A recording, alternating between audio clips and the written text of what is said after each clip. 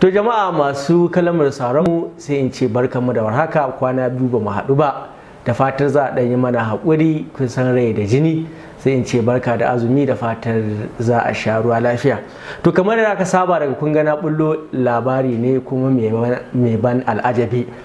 Yau wani labari ne, wata yarinya matashiya ce Allah ya jarabce ta da yin amai da kuma kashin kusoshi. Na san sau da dama mutane za su yi mamaki, tana aman kwalabe kuma tana kashin kusoshi da karafuna. To ba zan cika ku da surutu ba, bari mu je mu ga yadda take aman kaɗan. Idan muka je muka ga yadda take aman na kwalabe, idan muka dawo za mu ɗora ga inda muka tsaya. Ina son in tura mu yanda take.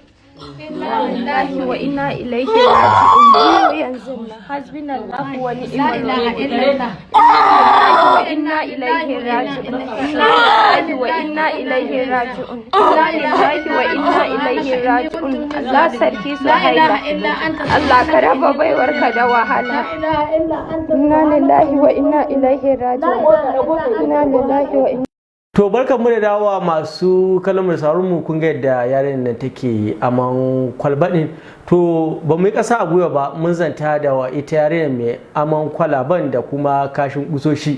Za ku ji yadda take ji, idan kun shirya mu je mu gani. Na Sadat Abdurrahim. Me ke damun ki?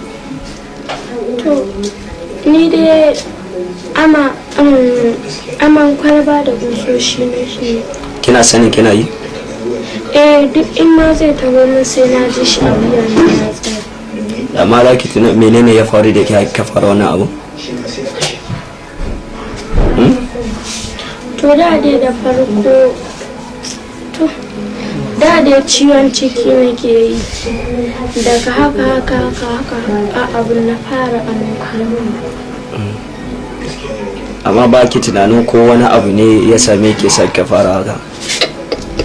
Kin taɓa zuwa wani wuri ko kin taka wani abu ko bayi haka?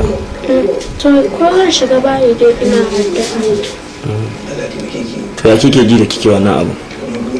Yana dai tsaya min aure kuma yana zafi idan zai don zuba ma har ya yanka min wani. To yanzu me ke nima ga al'ummar musulmi su miki?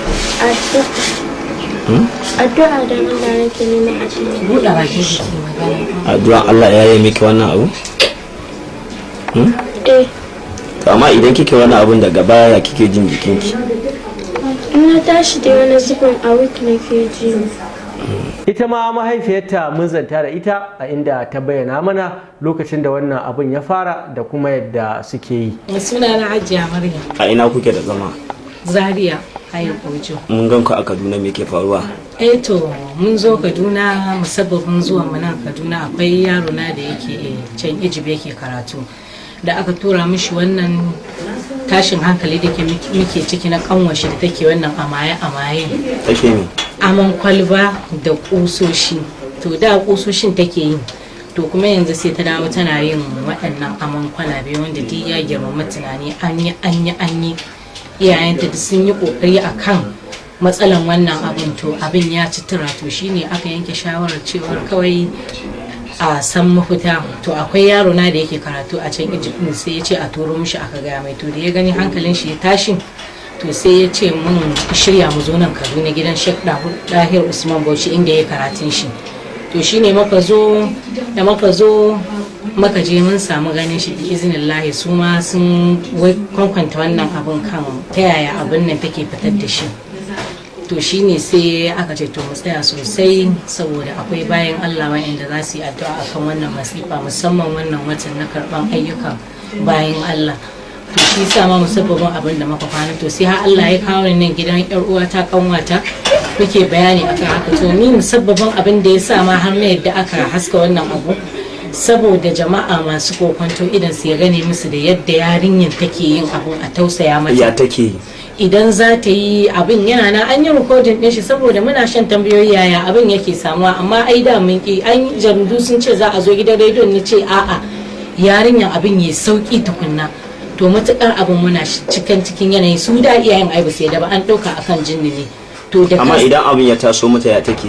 Wato takan yin kakari abin da zai fito, iyayenta ma ba su san yadda suke yi ba, amma da abin ya taso Allah ya yi zai nuna musu, to sun gani abin da take faruwa da mahaifinta Alhaji Abdurrahimu da Malam Adamu shi da kuma aminin abin tambaya take abubuwan su kakarin tana yin wani irin kakari hakan nan muna cikin magana za ta yi abun to in za ta fito kowa sai dai hankalin shi takan shiga cikin wani yanayi idan ta ya fito abun to sai ta faɗi ta ganta kamar asuri to an yi ba sai ta fitar da guda 5 a rana ɗaya 6 su kwalaban nan da take yin su ya girmama tunanin mai tunani a biya an rasa yadda za a yi to bayan kwalaban sai me kuma su ne zai kusoshi da kwalban murinda to ka gani takan yi a rana ɗaya to bayan Allah kowanne ya duba a ce mutum wata yarinya shekaranta 13 bata kai ba